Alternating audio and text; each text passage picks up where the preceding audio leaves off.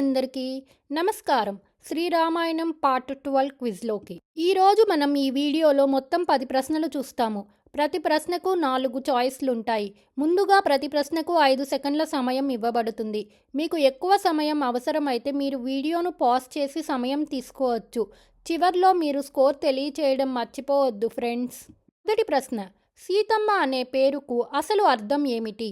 Option A అందమైన స్త్రీ, option B రాజకుమార్తె, ఆప్షన్ సి భూమిలో జన్మించిందని, ఆప్షన్ డి అగ్నిలో పుట్టినది. 5, 4, 3, 2, 1. కరెక్ట్ ఆన్సర్ ఆప్షన్ సి భూమిలో జన్మించిందని. సీతమ్మను రాజా జనకుడు భూమిని దున్నేటప్పుడు కనుగొన్నాడు. సంస్కృతంలో సీత అంటే భూమిని దున్నిన గీత, అందుకే ఆమెను భూదేవి కుమార్తె అని కూడా అంటారు. శ్రీరాముడికి రఘునాథుడు అనే పేరు ఎందుకు వచ్చింది?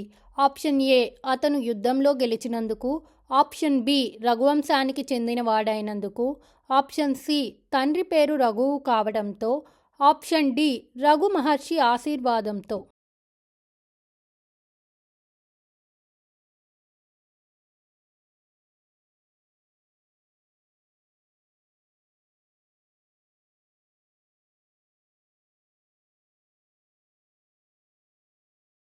Five, 4, 3, 2, 1. Correct answer option B రఘువంశానికి చెందినవాడైనందున. రాముడు రఘు మహారాజు వంశానికి చెందినవాడు. ఆ వంశంలో ధర్మం పరంపరంగా కొనసాగింది. అందుకే రాముణ్ణి రఘునాథుడు అని కూడా పిలుస్తారు. వాల్మీకి రామాయణం మొదట ఏ భాషలో రచించబడింది? Option A Telugu, option B ప్రాకృతం, ఆప్షన్ సి సంస్కృతం, option D Pali. 5, 4, 3, 2, 1. Correct answer option C సంస్కృతం. వాల్మీకి రామాయణం సంస్కృతంలో శ్లోక రూపంలో రచించబడింది. తరువాతి కాలంలో ఇది అనేక భాషల్లోకి అనువదించబడింది. మహర్షి వాల్మీకి ఆశ్రమం ఎక్కడ ఉండేది? ఆప్షన్ ఏ సరయూ నది తీరంలో, ఆప్షన్ బి గంగా నది తీరంలో, ఆప్షన్ సి కావేరీ నది తీరంలో, ఆప్షన్ డి యమునా నది తీరంలో. 5, 4, 3, 2, 1. Correct answer option B Ganga నది తీరంలో. వాల్మీకి ఆశ్రమం గంగా నది తీరంలో ఉండేది. లవకుశులు అక్కడే పెరిగి రామాయణం నేర్చుకున్నారు. శ్రీరాముడు యుద్ధాల్లో ప్రధానంగా ఏ ఆయుధాన్ని ఉపయోగించేవాడు? ఆప్షన్ ఏ ఖడ్గం, ఆప్షన్ బి గద, ఆప్షన్ సి విల్లు బాణాలు, ఆప్షన్ డి బాలం. 5, 4, 3, 2, 1. కరెక్ట్ ఆన్సర్ ఆప్షన్ సి విల్లు బాణాలు. శ్రీరాముడు గొప్ప ధనురార్ది. అతని విల్లు ధర్మానికి ప్రతీకగా చెప్పబడుతుంది. అందుకే రాముణ్ణి ధనురార్ది అని కూడా పిలుస్తారు.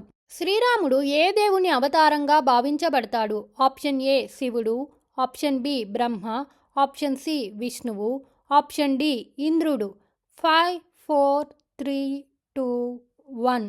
కరెక్ట్ ఆన్సర్ ఆప్షన్ సి విష్ణువు. రాముడు దశావతారాల్లో 7వ అవతారం. ధర్మాన్ని స్థాపించేందుకే విష్ణువు రామావతారం ఎత్తాడు. రామాయణ కథ ఏ యుగానికి చెందినది? ఆప్షన్ ఏ సత్యయుగం, ఆప్షన్ బి త్రేతాయుగం, ఆప్షన్ సి ద్వాపర యుగం, ఆప్షన్ డి కలియుగం. 5, 4, 3, 2, 1. కరెక్ట్ ఆన్సర్ ఆప్షన్ బి త్రేతాయుగం. రాముడు త్రేతాయుగంలో జన్మించాడు. ఈ యుగంలో ధర్మం బలంగా నిలిచింది. శ్రీరాముడు ఎవరికి ఆదర్శంగా నిలిచాడు? ఆప్షన్ ఏ రాజులకు మాత్రమే, ఆప్షన్ బి యోధులకు మాత్రమే, ఆప్షన్ సి భక్తులకు మాత్రమే, ఆప్షన్ డి సమస్త నివాళికి.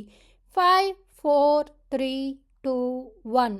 కరెక్ట్ ఆన్సర్ ఆప్షన్ డి సమస్త నివాళికి. రాముడి కుమారుడిగా, భర్తగా, అన్నగా, రాజుగా ప్రతి పాత్రలో ఆదర్శం చూపించాడు. రామాయణం యొక్క ప్రధాన లక్ష్యం ఏమిటి? ఆప్షన్ ఏ యుద్ధ విజయం, ఆప్షన్ బి రాజ్య విస్తరణ, ఆప్షన్ సి ధర్మబోధ, ఆప్షన్ డి సంపాద సాధన. 5, 4, 3, 2, 1. Correct answer option C ధర్మబోధ.